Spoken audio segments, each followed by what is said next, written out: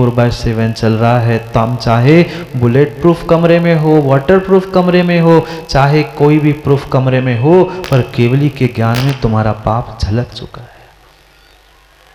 क्यों हम जीवन को लाश बना रहे हैं? क्यों हम जीवन को मृत बना रहे हैं? ये मनुष्य ही जीवन था जिसके द्वारा हम अपने आप को, अपनी आत्मा को अमृत बना सकते थे। पर व्यक्ति नहीं उठ पा रहा है अभी तक उन 5 पापों से उठते हुए अपने जीवन को अमृत बना ही नहीं पा रहा है। कहीं ना कहीं, कहीं ना कहीं, कहीं ना कहीं वह भीतर छोटी सी लोभ कषाय सता रही है। ऐसा कोई भी समय नहीं जाता है माँ जब जीव उन कषायों से और पापों से रहित होता है। होता है क्या? भगवान के पास भी बैठे हैं, पूजा भी कर रहे हैं, पर यहाँ बैठे बैठे भी याद आ रही है कि कब विधान हो जाए पूरा और कब जाके घर में रखे हुए कुकर को निकाल के उतार के दाल को बघार लगा के खिला। ऐसी स्थिति है कहने के लिए तो हम देवशास्त्र गुरु के सामने बैठे हैं, पर किसी को दुकान के ताले दिख रहे हैं, किसी को नोटों के बंडल दिख रहे हैं, तो किसी को रोटी के डिब्बे दिख रहे हैं। ऐसे ही है। सोचो, विचार करो, कितनी कैसी हमारी परिणति हो चुकी है कि आज तक वह हम जीवन में संतोष ही नहीं धारण कर पाए। एक नहीं हुआ कार्य कि दूसरा नहीं कि तीसरा नहीं कि चौथा, पूरा समय उन 5 पापों को जोड़ने में और अपने आप को कर्मों से बांधने में व्यतीत किया। एक नहीं, दोनों, तीनों, चारों, 5 पापों में परिणति चल रही है। और जहां एक पाप हुआ वहां अपने आप दूसरा पाप होता ही होता है। हिंसा करो, वह हिंसा छुपाने के लिए झूठ बोलो। हिंसा हो गई, गलती हो गई, अब उसे छुपाने के लिए झूठ बोल रहा है। तुमने झूठ बोला, अपने आप से भी चोरी कर ली और शुभ भावों की भी चोरी हो गई और कुशील भी हो गया, परिग्रह तो जोड़ ही लिया था। ये पांचों पाप एक दूसरे में संबंध रखते हैं। एक पाप से दूसरे पाप से तीसरे पाप जीव रहा है, मात्र काट रहा है अपनी जिंदगी को। एक पाप से दूसरे में, दूसरे से तीसरे में, प्रत्येक स्थान पर मरता गया, मृत होता गया। कितना सारा परिग्रह जोड़ता गया। एक समय भी ऐसा नहीं मिला, रात में सोते सोते भी बेचारे के वह परिणाम और परिणति मात्र उस परिग्रह इकट्ठा करने में। ऐसा ही है, बहुत सारे जीव होते हैं, दिन भर तो कमाते ही है, दिन भर व्यापार करते हैं, दिन भर दुकान चलाते हैं, पर सपने में भी उनको क्या दिखता है? सपने में भी क्या दिखता है संजू भाई? अगर कपड़े की दुकान हो ना, तो सपने में बेचारे वे चादरें फाड़ते मिलते हैं, कपड़ा 2 मीटर, 5 मीटर, 10 मीटर, चादर ही फाड़ दिया सपने में। वो हाथ में आ गया, उसे लगा कि हम दुकान में ग्राहक कोई उल्लू बना रहे, बेचारा स्वयं ही उल्लू बन गया, फट गई चादर। लो भाई, भले ही रात में तुम चदरा फाड़ रहे हो, तुम दिन भर दूसरों के जो चादरे को फाड़ रहे, झोली को फाड़ रहे हो, रात में तो तुम्हारा फटेगा ही। वह ओढ़ने वाला फटे नहीं फटे, पर भाग्य का और पुण्य का तो चदरा फट ही गया है। जीवन का चदरा तो फट ही गया है। ऐसे ही है माँ, सपने में भी कौन आता है? कभी सपने में ये आया कि हमने निर्ग्रंथ गुरु को आहार दिए, कभी ये आया कि हमने भगवान का अभिषेक किया। माताओं के सपनों में भी आता है, तो कभी कढ़ाई में लुचाई तल रही है, कभी पूड़ी बन रही, कभी कुछ हलवा बन रहा है, हो गया कल्याण। कितनी पापों की परिणति चल रही है, कैसी पापों की परिणति चल रही है। सुबह का भोजन हुआ नहीं, तब तक शाम की तैयारी नहीं होती ना। बहुत सारे तो शाम की भी तैयारी करके आए होंगे, सुबह की, शाम की। अभी सुबह का भोजन पचा भी नहीं होता, मात्र भोजन गया ही होता है। मां शाम की तैयारी में नहीं लगते, तुरंत शाम की तैयारी हो गई। शाम की भोजन पचा नहीं, बर्तन मांजे नहीं है, तब तक के लिए कल के लिए दाल भिगो के लग रही है, बड़ा बनना है। बन गए बड़े बनाते बनाते कोई बड़ा नहीं बन पाया है। कितनी कितनी उन पापों की हमारी अधीनता हो गई है। एक समय नहीं व्यतीत होता है कि हम सुखी और संतोषी हो पाए। क्योंकि संसार में, इस ब्रह्मांड में अगर कोई अमृत है, अगर कोई अमृत है जो सुख, शांति और मन की प्रसन्नता को देने वाला है, तो उसका नाम है संतोषामृत। और जिसके जीवन में संतोष रूपी अमृत नहीं है, वह जीवन को कभी भी सुख शांति दे ही नहीं सकता। मरे जा रहे, मरे जा रहे, मरे जा रहे हैं, एक नहीं दो नहीं, सबके पास 99 है, नहीं है? सबके पास 99 है, पर मर किस लिए रहा है? बस एक और मिल जाए, बस एक और मिल जाए, मेरे भी 100 हो जाए। पर जिंदगी में आज तक किसी के 100 नहीं हुए। भले 99 के 100 हो गए, जैसे ही 100 होता है वो सोचता है कि 999 है, 1000 हो जाएंगे।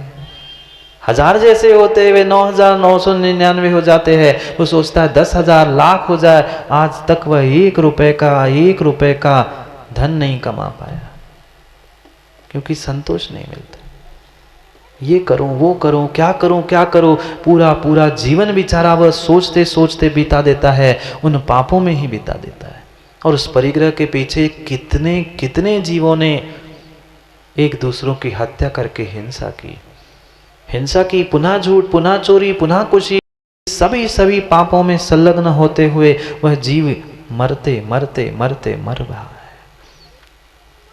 कितना कीमती मनुष्य पर्याय का, कितना कीमती हमें ये देवशास्त्र गुरु का सन्निधि मिली थी।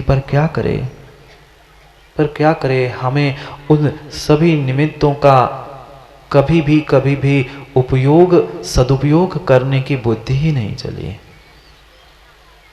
ये साक्षात अमृत के तुल्य थे, पर हम ही मर ही चुके थे, हम लाश ही हो चुके थे। अब महाराज जी, लाश के कान में चाहे तुम सूर्य मंत्र दे देना, चाहे जो मंत्र फूंक देना, वो जिंदा होने वाला नहीं है। सोचने समझने जैसी बात है कि ये अनमोल हमें जैन धर्म मिला, देवशास्त्र गुरु मिले, मनुष्य पर्याय मिली, सब कुछ अधिक जी दुर्लभता से मिला, पर 5 पापों से कभी फुर्सत मिली? ये सब निमित्त समय पे हमें मिले, पर इन पापों के निमित्तों को तो हम समय समय पर प्राप्त करते रहे, पर जो हमारे जीवन को अमृत बनाने वाला था, ऐसे उन पापों से रहित होकर कभी संतोषामृत पिया? नहीं पिया। वे कितने ही पुद्गल द्रव्य रूपी कोई अमृत को पी ले, बना ले, पर वह अमर नहीं हो सकता, नहीं जी सकता लंबे समय तक। जिन जिन जीवों ने उस संतोषामृत को पिया है, वो ही जीते जीते जीवन जीना सीख चुके, और वे ही जीते जीते भी मरना भी सीख चुके। कितनी अच्छी बात कवि कह रहे हैं कि उन्हीं जैसी चर्या में चित्त सदा अनुरक्त रहे। कैसे रहे? क्या मात्र शब्दों में पढ़ने से हो जाएगा काम? नहीं। उनकी चर्या, दिगंबर साधु की चर्या, जो वे 5 पापों से दूर हो चुके हैं। ठीक है, श्रावक है आप, 100% पापों से दूर नहीं हो पा रहे हैं, तो मां क्या उसका प्रतिशत भी कम नहीं कर सकते? नहीं कर सकते? कर तो महाराज जी बहुत कुछ सकते हैं, पर करने हैं नहीं आ। तुम कह जाओ हमें करने ही नहीं आ, तो अब तुम क्या कर सकते? कर तभी सकते हैं जब अंदर से हमें लगेगा कि हम कुछ गलती कर रहे हैं, हमें कुछ जीवन को सुधारना है। पर ऐसा आज तक लगा ही नहीं है। कितनों ने आज तक जीवन की गलती को स्वीकार किया? नहीं किया। अगर शायद जीवों ने अगर गलती को स्वीकार किया होता, तो अशोक भाई आज यहां नहीं होते, कागज पेन लिए नहीं होते, दूसरों की न्यूज नहीं बनाते होते। अगर थोड़ा सा मान लिया होता, थोड़ा सा अपने पापों को विराम दे दिया होता, थोड़ा सा अपने मन को मना लिया होता, तो तुम्हारे जीवन पे दूसरे न्यूज बनाते। आज तुम्हें दूसरों के जीवन में न्यूज बनानी पड़ रही है। सोचना, विचार करना, वही इंसान थे ना हम भी। वे भी जो दिगंबर मुनि हैं, क्या मां आसमान से टपके? नहीं टपके। आप ही जैसे तो एक मां के ही तो गर्भ से निकले थे, पर वे पूज्य नहीं, परम पूज्य हो गए, और हम उनको पूजते ही रह गए। क्यों? क्योंकि आज तक हम उनकी जैसी चर्या में अनुरक्त ही नहीं हो पाए, उनका ध्यान ही नहीं कर पाए, आज तक उनको हम जी में उतार ही नहीं पाए। उन पांचों पापों को बचने की प्रेरणा दे रहे हैं, क्योंकि पांचों पापों से बचना, भले ही एक देश बचो, कुछ अंशों में बचो, वह तुम्हारा पापों से बचना ही उनकी जैसी चर्या में अनुरक्त होना है। पर हम इतने राग द्वेष से और पापों से अनुरक्त है, रचे पचे है कि हमें उसमें ही आनंद आता है, क्योंकि जो जहां रहता है उसको वही रहने में आनंद आता है। भले ही आप कितना ही नाक सिकोड़ लेना उस नाली को देखते हुए, नाली में बहने वाले मल को देखते हुए, पर उस मल में भी कीड़े होते हैं। देखा कभी? ऐसे बिलबिलाते हैं। उसको निकाल कर बाहर करके देख लेना, वे चंद मिनट में मर जाते हैं। नाली में जो कीड़े बहते हैं ना, जीव होते हैं, उनको अलग करके देख लेना, वे लंबे समय तक नहीं रह सकते। क्यों? क्योंकि उनने वही जीना पसंद कर लिया, वही मरना पसंद किया। ये जीवन का सबसे बड़ा रहस्य है। जो जहाँ रहने लगता है, जो जैसे जहाँ रहने लगता है, वही अपने आप का घर मानता है और उसी में खुश होकर पूरा जीवन मृत कर देता है। माँ, सही सही बात बताओगे क्या? नहीं बताओगे? कैसी माता है यहाँ की? जब पूछते हैं तो बोलते, कहो बोलो सो बोलते नहीं है, और जब कहते हैं अभिषेक भैया कि शांत रहो, तो वे शांत भी नहीं। ऐसी स्थिति है। क्यों माताओं, एक प्रश्न का उत्तर दोगे क्या? हाँ कि ना? थोड़ा कम सुनाई देता, जोर से बोलो। चलो, कुछ आवाज तो निकली। माँ, उत्तर सही सही दोगे कि ऐसे ही झूठ बोलोगे जैसे बोलते थे? ऐसे ही झूठ बोलते थे वैसे ही दोगे ना? नहीं दोगे तो कम से कम देव शास्त्र गुरु के सानिध्य में तो विश्वास है कि बहुत सारी माता बैठी है, कुछ तो सही बोल ही देगी। बोलोगे ना? जो आप जिस घर में, जिस परिवार में रहते हो, वहां बहुत सुखी है ना? अब क्या हो गया? मौन स्वीकृति है मोदी जी। बहुत सारे लोगों की मौन स्वीकृति थी। अब वो हाँ कहे सो फंसे, ना कहे सो फंसे।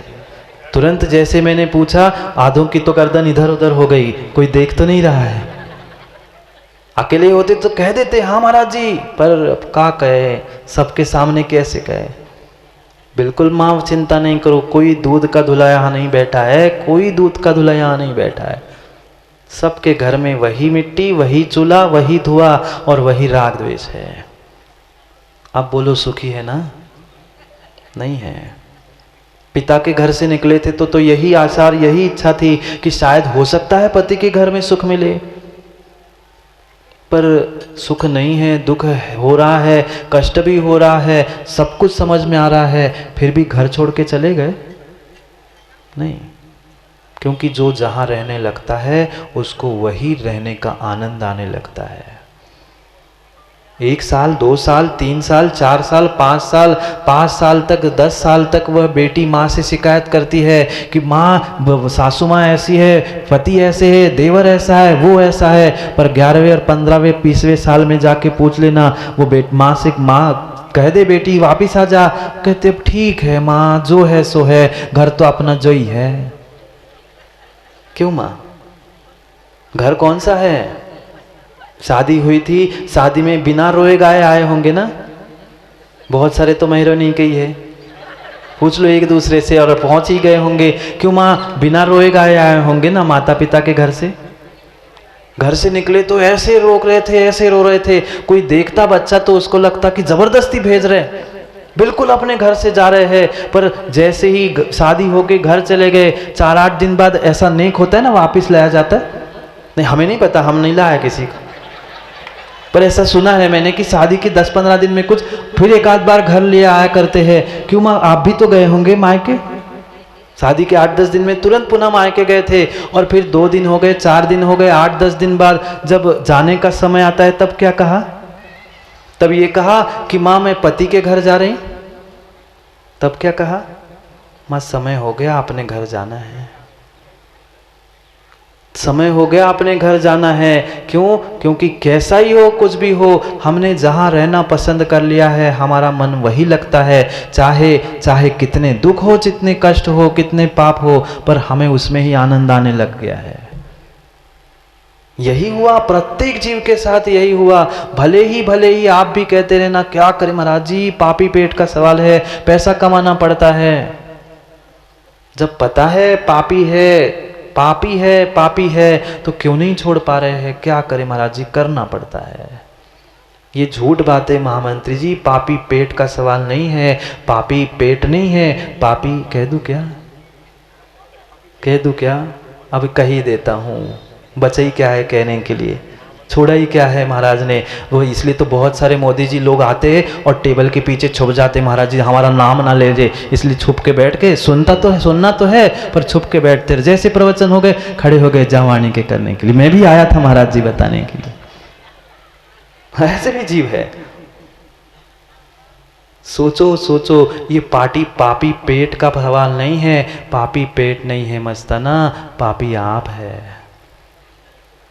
कोई दूध का दूल्हा नहीं बैठा, चोर मौसेरे भाई है। बिल्कुल एक दूसरे को देख को हंसो मत, अपने आप को तलाशो।